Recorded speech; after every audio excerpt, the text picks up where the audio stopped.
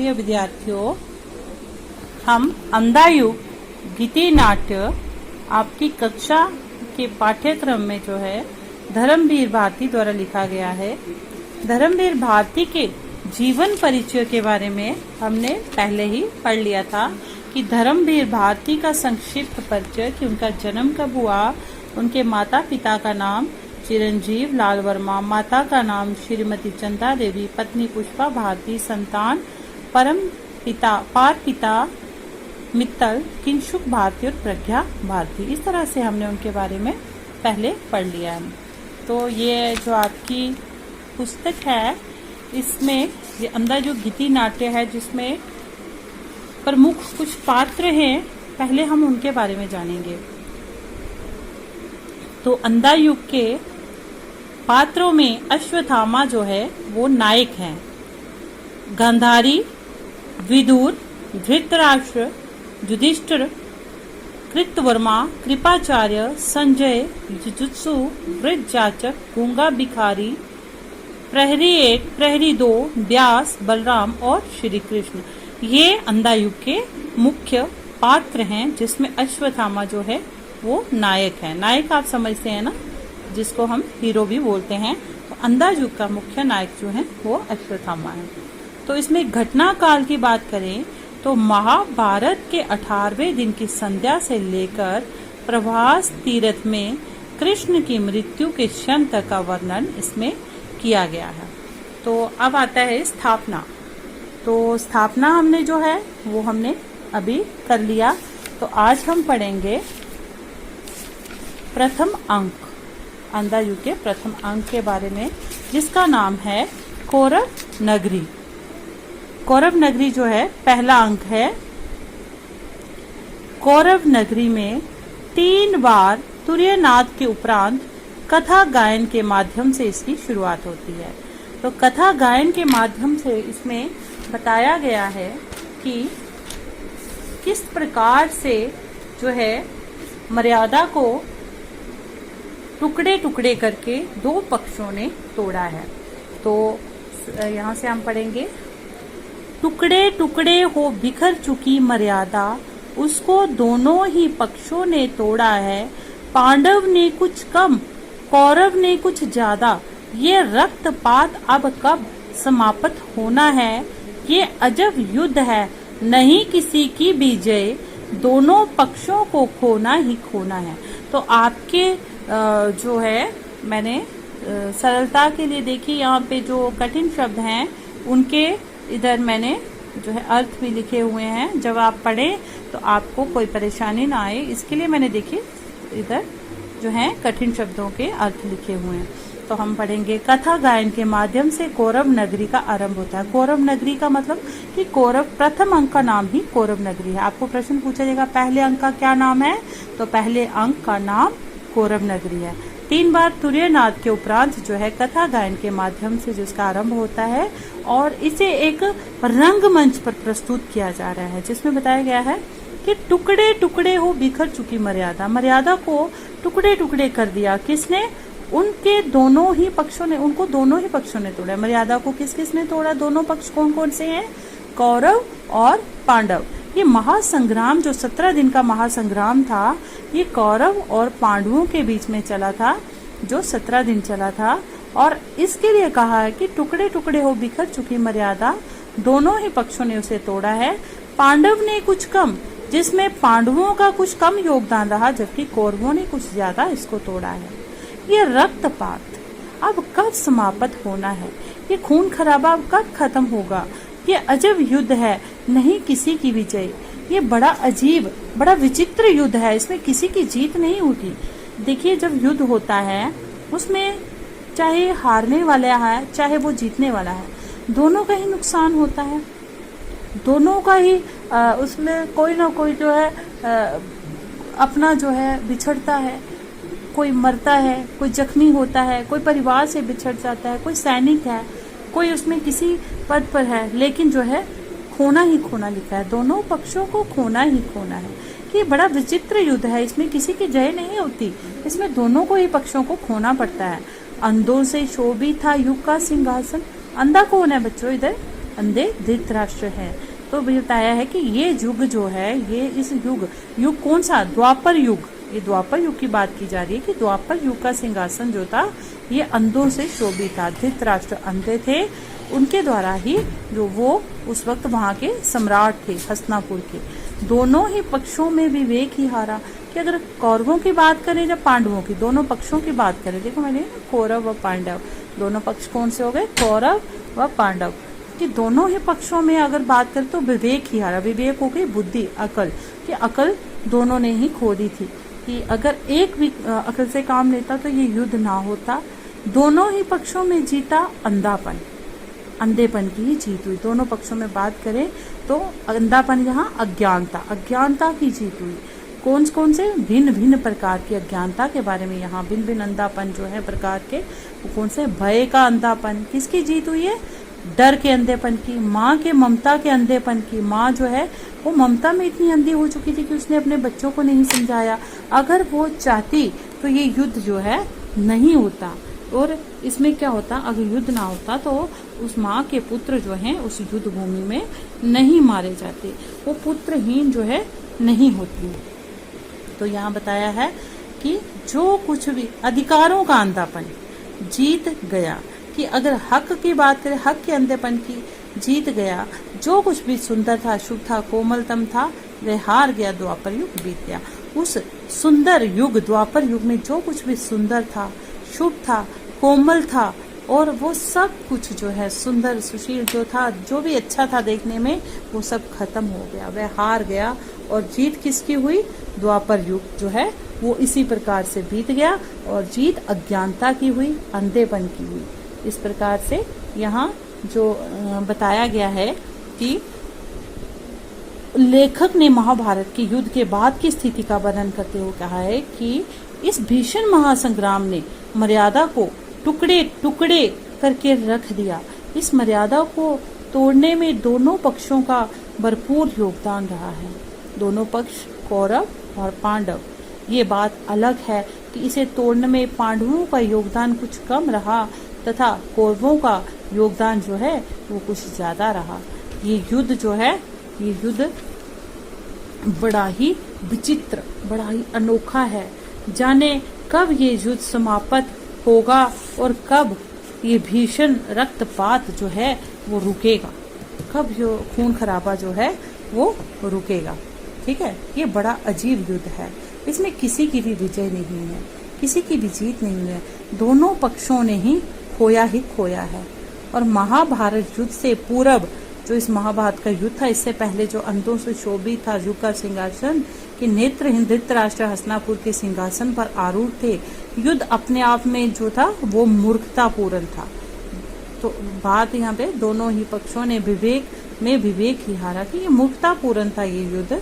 अगर दोनों ने अकल से, दोनों में से किसी एक ने भी अकल से काम लिया होता तो ये युद्ध जो है नहीं होता। दोनों पक्षों में यदि किसी चीज को विजय मिली है तो विजय थी अंधेपन को, अज्ञानता की। वह अंधापन भी कई प्रकार का था। कौन सा, डर का अंधापन, माँ की ममता का अंधापन और अधिकारों का अंधापन। इन्हीं को महाभारत के युद्ध में विजय मिली। द्वापर युग में सभी चीजें जो सुंदर, कोमल, मुलायम थी वे सब हार गई, और इसी के साथ एक सुंदर श्रेष्ठ द्वापर युग जो था उसका अंत हो गया। तो इस तरह से कथा गायन के माध्यम से हमें समझाया गया है कि किस प्रकार से दोनों पक्षों ने मर्यादा को तोड़ा है।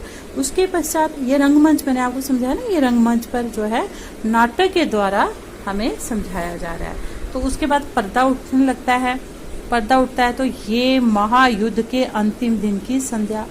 कौन सा समय था, महायुद्ध, जो महासंग्राम महाभारत हुई थी उसके अंतिम दिन की संध्या। संध्या हो गई शाम है। छाई चारों ओर उदासी गहरी, चारों ओर जो है गहरी उदासी छाई है। जब युद्ध होता है, लोग मारे जाते हैं, जख्मी हो जाते हैं, कईयों के घर जो है वो सूने हो जाते हैं। गलियारे सूने हो गए थे कौरव नगरी के, तो चारों ओर क्या छाएगा, उदासी छाएगी ना बच्चों।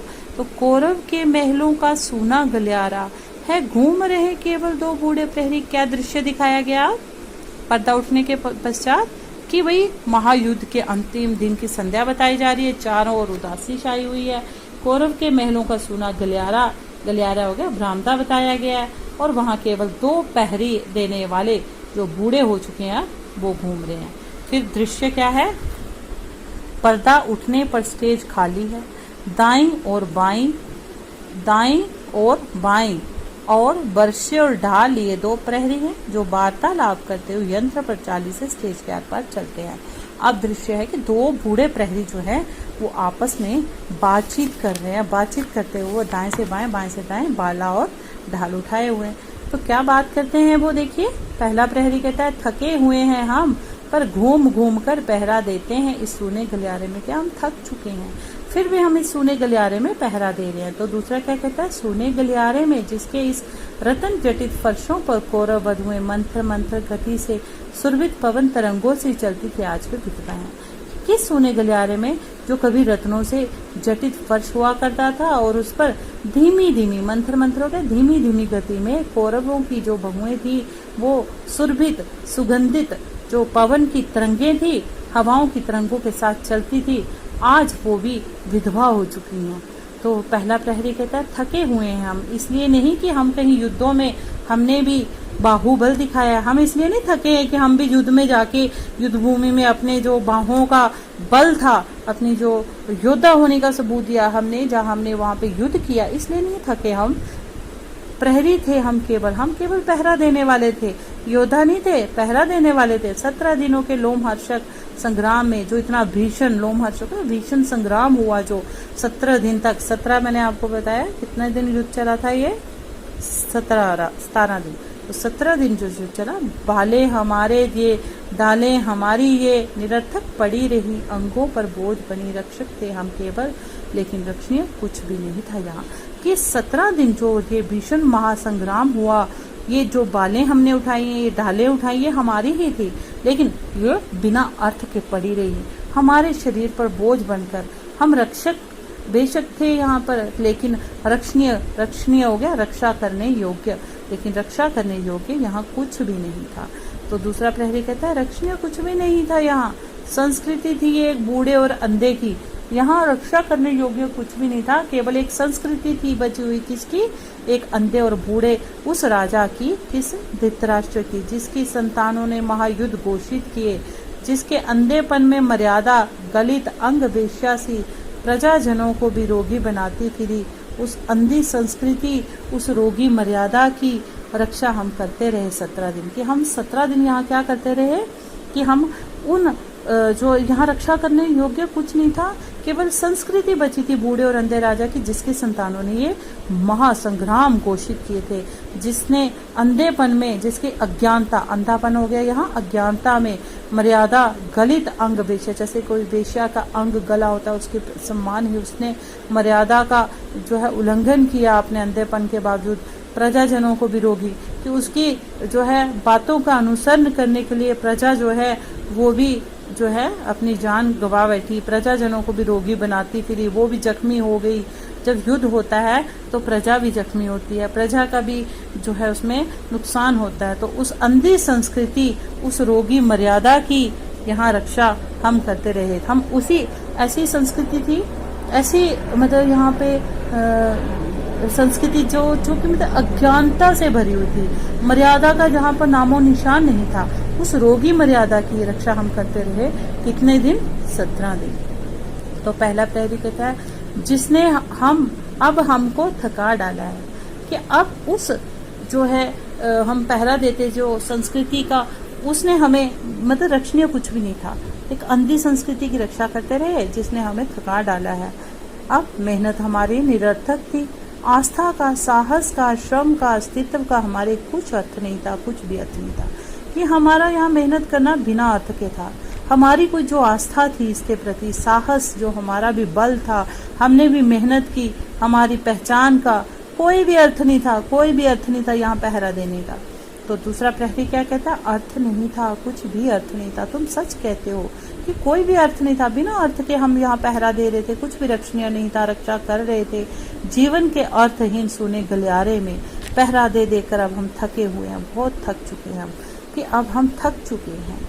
थके हुए हैं हम, किस लिए? बिना अर्थ के ही थके हुए हैं, जीवन के अर्थहीन सोने गलियारे में पहरा दे देकर हम थके हुए। तो चुप होकर, फिर ये दृश्य दिखाया गया है कि चुप होकर वे आर पार घूमते हैं। सहसा स्टेज पर प्रकाश धीमा हो जाता है, नेपथ्य से आंधी की ध्वनि आती है। एक प्रहरी कान लगाकर सुनता है तो दूसरा बोहों पर हाथ रखकर आकाश की ओर देखता है। तो ये दृश्य दिखाया गया है कि दोनों आर पार चक्कर लगा रहे हैं, घूम रहे हैं, रक्षा के लिए पहरा दे रहे हैं। तो अचानक स्टेज पर क्या होता है, प्रकाश जो है वो थोड़ी कम हो जाता है, धीमा हो जाता है। तो वो देखते हैं कि आंधी की आवाज नेपथ्य, स्टेज नेपथ्य हो गया, स्टेज पर्दे के पीछे से ना आवाज आती है, कौन सी, कि बहुत आंधी चल रही है। एक प्रहरी जो है वो कान लगाकर सुनता है कि किसकी आवाज आ रही है। दूसरा बोहों पर हाथ रखता है ना, इसे आकाश की ओर देखता है कि भाई ये किसकी आवाज है, ये किससे जो है अंधेरा छा गया। तो प्रहरी पहला कहता है, सुनते हो कैसी है ये ध्वनि, भयावह कितनी डरावनी आवाज है, ये कहाँ से आ रही है। तो दूसरा प्रहरी, सहसा अंधेरा क्यों होने लगा, देखो तो दिख रहा है कुछ, इतना अंधकार क्यों छा गया, तुम देखो कुछ तुम्हें दिखाई दे रहा है। तो पहला प्रहरी, अंधे राजा की प्रजा कहाँ तक देखे, ये जहाँ का राजा अंधा है उसकी प्रजा भी अंधे के समान ही है, वो कहाँ तक देख सकती है, दिख नहीं पड़ता कुछ। हाँ शायद बादल है, लगता है कि बादलों ने आकाश को घेर लिया, मुझे कुछ दिखाई नहीं दे पड़ रहा। तो यहाँ पे दूसरा प्रहरी भी बगल में आकर देखता है और भयभीत हो जाता है, डर जाता है। फिर कहता है, पहले बादल नहीं है वे गिद्ध है, लाखों करोड़ों पांखें खोले। अरे हम तो देख रहे हैं कि ये पूरे आकाश को किसने घेर लिया, ये कोई बादलों ने नहीं घेरा, बल्कि किसने घेरा है, ये जो नरभक्षी गिद्ध थे ना, उन्होंने लाखों करोड़ों जो गिद्ध थे उन्होंने पूरे आकाश को घेर लिया। क्यों घेरा? क्योंकि देखिए जो युद्ध भूमि में युद्ध हुआ वहां पे कई लोग मारे गए, कई, जब ये महाभारत हुआ था, महासंग्राम हुआ था, जब युद्ध होता है तो लोग मारे भी जाते हैं। तो वहाँ पे कितने लोग मारे गए, कितने लोग जख्मी हो गए और उस हालत में वहाँ पड़े हुए थे। और जब कोई इस तरह इस प्रकार से मर जाता है लावारिस लाश की तरह, तो वहाँ पे उनको खाने के लिए गिद्ध तो आते ही है ना। तो कितने लोग होंगे युद्ध भूमि में, अंदाजा नहीं लगा सकते। लाखों करोड़ों पांखें खोले गिद्ध भी उनको खाने के लिए आ रहे थे। पंखों की ध्वनि के साथ स्टेज और भी अंधेरा हो जाता है और पहला प्रहरी कहता है, लो सारी कौरव नगरी का आसमान गिद्धों ने घेर लिया, कि पूरे आकाश को गिद्धों ने अब घेर लिया है। तो दूसरा कहता है, झुक जाओ, डालों के नीचे छिप जाओ, नरभक्षी हैं वे गिद्ध भूखे हैं, कि भाई अपने आप को बचाओ इनसे, झुक जाओ, जिसके पीछे छुप सकते हो छुप जाओ, डालों के पीछे छुप जाओ, ये नरभक्षी गिद्ध है, कहीं हमें ना खा ले, ये इस वक्त भूखे प्यासे हैं। और कहाँ जा रहे, देखिए प्रकाश तेज होने लगता है। फिर क्यों? क्योंकि वो आगे को निकल जाते हैं, आगे की ओर निकलते हैं जब, तो अंधेरा जो है शायद था उनके कारण वो प्रकाश आ जाता है। फिर लोग ये मुड़ के कुरुक्षेत्र की दिशा में, कुरुक्षेत्र क्या होता है, कुरुक्षेत्र हो गया युद्ध भूमि को यहाँ कुरुक्षेत्र का है। और आंधी की ध्वनि कम होने लगती है। फिर प्रहरी दूसरा क्या कहता है, मौत जैसे ऊपर निकल गई। तो वो इतना डर जाता है, इतना डरावना दृश्य था, कहता है कि ऐसे लगा जैसे अभी भी मौत हमारे सिर से निकल गई। पहला प्रहरी क्या कहता है, अशकुन है, भयानक वह, कि बड़ा भयानक ही अशकुन है, पता नहीं क्या होगा कल तक इस नगरी में, मालूम नहीं कल तक इस नगरी में अब क्या होगा। बड़ा अपशकुन हुआ है कि इतने करोड़ों लाखों करोड़ों गिद्ध जो हैं कुरुक्षेत्र की ओर गए हैं, कुछ लोग तो वहां मारे गए हैं, लेकिन कुछ तो अभी भी जख्मी हालत में पड़े हैं, ये ना जाने कितना नोचेंगे उनको। विदुर का प्रवेश होता है बाईं ओर से। प्रहरी कहता है, कौन है? विदुर कहते हैं, मैं हूँ विदुर।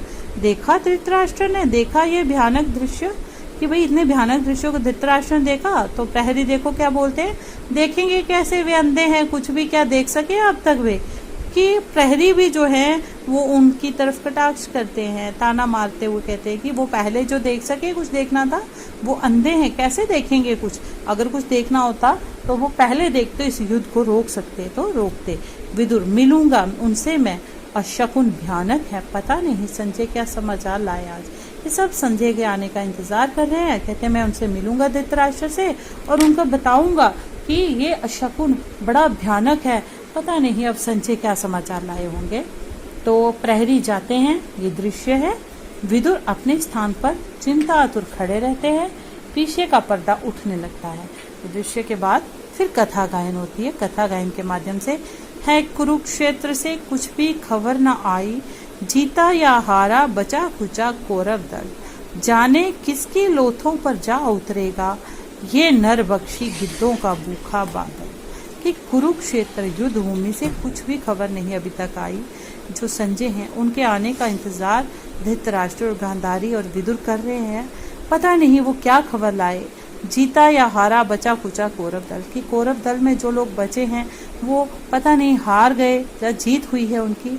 जाने ना जाने किसकी जो लोथों की चिथड़े पर जा उतरेगा ये नर बख्शी, नरों को खाने वाले ये बख्शी गिद्ध जो हैं, ये भूखा बादल। की नर बख्शी जो है गिद्ध, ये भूखे प्यासे हैं, ना जाने किस पर अब ये टूट पड़ेंगे।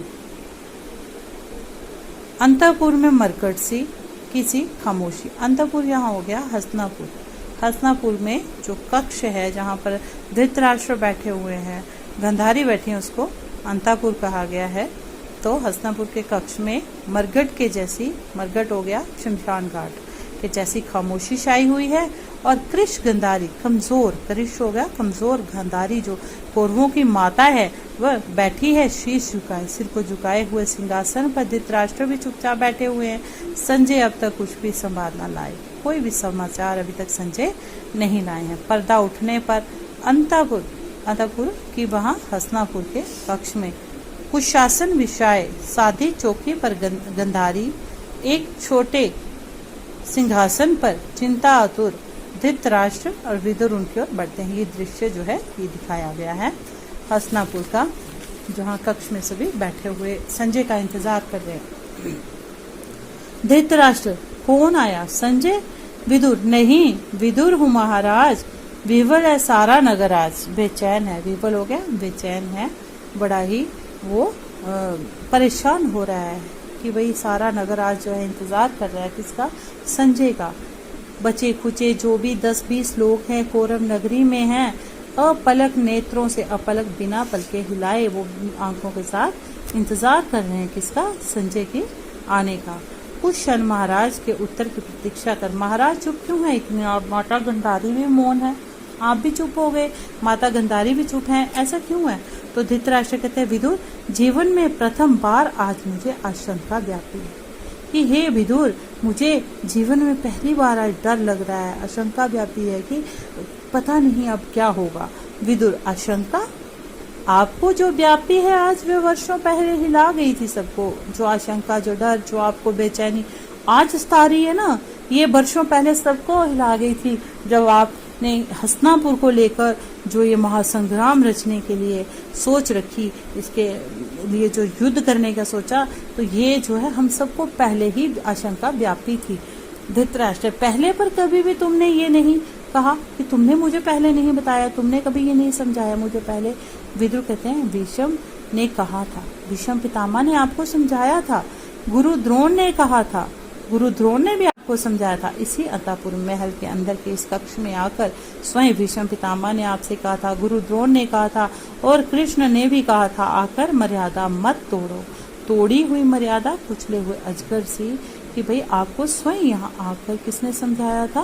कृष्ण ने भी समझाया था, भीष्म ने समझाया, गुरु द्रोण ने समझाया कि मर्यादा का उल्लंघन मत करो, क्योंकि अगर मर्यादा तोड़ोगे तो वो तोड़ी हुई मर्यादा जो है वो कुचले हुए अजगर के समान होती है। जिस प्रकार से कोई अजगर तो खतरनाक होता ही है, लेकिन जब उसे कुचल कर फेंक दिया जाए तो वो ज्यादा जो है वो ज्यादा आपके लिए डरावना हो जाता है, ज्यादा खतरनाक हो जाता है।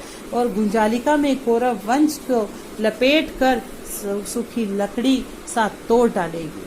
या आपको ये पहले भी समझाया गया था कि जो तोड़ी हुई मर्यादा जो है वो कुचले हुए अजगर के समान जो है वो अपने लपेटे में पूरे कौरव वंश को ले लेगी और सूखी लकड़ी की तरह तोड़ डालेगी। धृतराष्ट्र, समझ नहीं सकते हो विदुर, तुम्हें समझ नहीं है विदुर कि मैं जन्म से ही अंधा था, मैं था जन्मांध, मुझे समझ नहीं थी कैसे कर सकता था ग्रहण में बाहरी यथार्थ या सामाजिक मर्यादा को। कि तुम नहीं समझ सकते कि बाहरी यथार्थ क्या था, मैं देख नहीं सकता जन्म से ही, और मुझे पता ही नहीं था कि सामाजिक मर्यादा क्या होती है, बाहरी यथार्थ क्या होता है, तो मैं कैसे ग्रहण करता इन सबको। तो विदुर कहते हैं जैसे संसार को ग्रहण किया था आपने अंधेपन के बावजूद, कि आप अंधे थे फिर भी आपने इस संसार को ग्रहण किया था, अंधेपन के बावजूद आपने इस संसार को भी अपनाया था, इसी तरह आपने जो आपको सभी समझा रहे थे कि मर्यादा का उल्लंघन मत करो, बाहरी जो सामाजिक मर्यादा है उसको मत तोड़ो, तो आपने उस वक्त सुना होता तो आज शायद ये सब ना होता। राष्ट्र कहते हैं कि समझ नहीं सकते हो विदुर तुम, मैं था जन्मांध। जब विदुर धृतराष्ट्र को समझाते हैं कि आपको बार बार जो है समझाया गया था भीष्म पितामह के द्वारा, गुरु द्रोण के द्वारा, और इसी अंतपुर में किसने समझाया था? आकर श्री कृष्ण ने, कि मर्यादा मत तोड़ो। क्यों नहीं तोड़ो मर्यादा? क्योंकि तोड़ी हुई मर्यादा जो है वो कुचले हुए अजगर के समान है। जिस तरह किसी अजगर को कुचल कर रख दिया जाता है और वो पहले से ज़्यादा और खतरनाक हो जाता है, उसी प्रकार से तोड़ी हुई मर्यादा जो है वो कुचले हुए अजगर के समान अपने लपेटे में, अपनी गुंजनिका में कौरव वंश को लपेटकर सूखी लकड़ी के जैसे तोड़ डालेगी। तो धृतराष्ट्र कहते हैं समझ नहीं सकते हो विदुर तुम, मैं था जन्मांध। कैसे कर सकता था ग्रहण में बाहरी यथार्थ या सामाजिक मर्यादा को, कि मुझे मर्यादा की, समाज की जो मर्यादा की बातें समझाई जाती थी, मैं वैसे कैसे समझता? बाहरी यथार्थ को, जो बाहरी दुनिया थी, उसको मैं कैसे समझता? हे विदुर तुम नहीं समझ सकते, क्योंकि मैं जन्मांध था। जन्मांध हो गया जन्म से अंधा, जन्म से अंधा। धृतराष्ट्र जो थे वो जन्म से अंधे थे, कि वो जब पैदा हुए तभी से देख नहीं सकते थे। वो कहते कैसे कर सकता था ग्रहण में बाहरी यथार्थ या सामाजिक मर्यादा को, कि जो मर्यादा की बातें, जो सामाजिक मर्यादा की बातें तुम कहते हो मुझे समझाई गई थी, मैं जन्म से ही अंधा था, मैं कैसे उनको ग्रहण कर सकता था, कैसे समझ सकता था? विदुर कहते हैं जैसे संसार को किया था ग्रहण अपने अंधेपन के बावजूद। जैसे आप अंधे थे तो बचपन से ही अंधे थे, आप जन्म से ही अंधे थे, तो आपने इस संसार को भी तो अपनाया था। तो उसी तरह से आपने, जब आपको भीष्म पितामह, गुरु द्रोण और कृष्ण द्वारा मर्यादा को ना तोड़ने के लिए समझाया गया, तो आपने उसको भी तो अपनाना था, उसको भी ग्रहण करना था, उसे भी समझना था कि आपको बार बार इस चीज़ के लिए क्यों समझाया जा रहा है। तो धृतराष्ट्र कहते हैं फिर वह संसार, किस संसार की बात करते हो विदुर? वह संसार स्वतः हो गया अपने आप, अपने अंधेपन से उपजा था, कि मैंने जो अंधेपन के बावजूद जैसा महसूस किया वैसे ही संसार को अपनाया। मैंने अपने ही व्यक्तिक संवेदन से जो जाना था, केवल उतना ही था मेरे लिए वस्तु जगत। वस्तु जगत हो गए संसार, कि मैंने अपनी सूझबूझ से जो समझ सकता था, मैंने वैसे ही इस संसार को अपनाया, और मेरे लिए वैसा ही संसार था। मुझे नहीं पता था इससे आगे संसार में कौन सी मर्यादा होती है, सामाजिक मर्यादा क्या है, या बाहरी यथार्थ क्या, मैं नहीं जानता था। इंद्रजाल की माया सृष्टि के समान घने गहरे अंधियारे में एक काले बिंदु से मेरे मन ने सारे भाव किए थे विकसित, कि जिस प्रकार से इंद्रजाल जो है, कि यहाँ पे कहते सर्वप्रथम मैंने आपको समझाया जैसे कि आपको कोई भी कहीं से भी पंक्तियाँ पूछी जा सकती हैं, तो आप पहले प्रसंग लिखोगे, तत्पश्चात आप व्याख्या लिखोगे। प्रसंग में जैसे है पहचान होती है, वैसे ही जैसे मैंने आपको पहले शुरू में भी बताया था कि प्रस्तुत अवतरण प्रसिद्ध नाटककार धर्मवीर भारती के प्रसिद्ध कृति नाट्य अंधा युग के प्रथम अंक कौरव नगरी से अवतरित है। तो इसमें जो है कौरव, इस नाटक में लेखक ने महाभारत के युद्ध के बाद हस्तिनापुर और रण क्षेत्र में चल रहे क्रियाकलापों का बड़ा ही मार्मिक चित्रण किया है।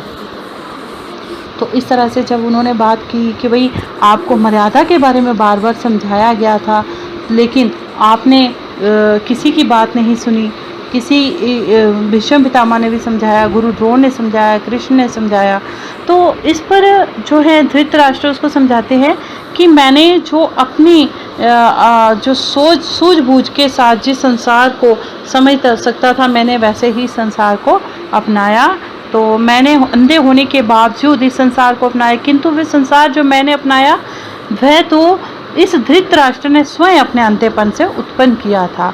अपने अंधत्व के बावजूद ये धृतराष्ट्र जो कुछ भी जान पाया था, चाहे फिर वह केवल स्वार्थ ही क्यों ना हो, वह मेरा वास्तविक संसार था। इसके अतिरिक्त इस धृतराष्ट्र ने ना कभी कुछ जानने का प्रयास किया और ना ही कोई ज़रूरत समझी। तो विदुर को समझाते हुए धृतराष्ट्र कहते हैं कि जिस प्रकार कोई जादूगर, जैसे कि माया जाल बताया ना, माया जाल हो गया यहाँ पे माया सृष्टि के समान, इंद्रजाल की माया सृष्टि के समान, तो माया जाल हो गया यहाँ पे जादूगर। यहाँ पे माया क्या होती है? माया होती है जादूगर, है ना। तो इस तरह से हमने इसको पढ़ना है कि जिस प्रकार धृतराष्ट्र क्या कहते हैं कि जिस प्रकार से कोई जादूगर इंद्रजाल की माया से सृष्टि कर कोई जादू दिखाता है, ठीक उसी प्रकार उसने भी अपने स्वार्थ का एक काला बिंदु बना लिया था। अपनी सोच बना ली थी उसने कि इंद्रजाल की माया घने गहरे अंधेरे में एक काले बिंदु से कि काला बिंदु बना लिया था, और उसी बिंदु से मेरे मन ने सारे भाव किए थे विकसित, अपने मन के सारे भाव विकसित करता था।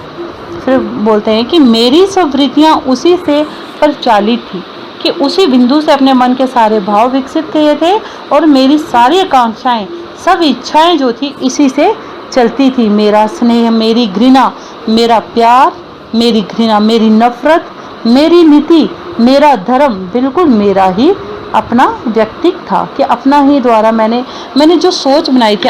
वो अंधे थे ना धृतराष्ट्र, वो देख नहीं सकते थे बच्चों, तो उन्होंने बोला कि जो मेरे मन में किसी के प्रति स्नेह था, या नफरत थी, मेरी नीति, मेरा धर्म बिल्कुल मेरा ही अपने द्वारा रचा गया एक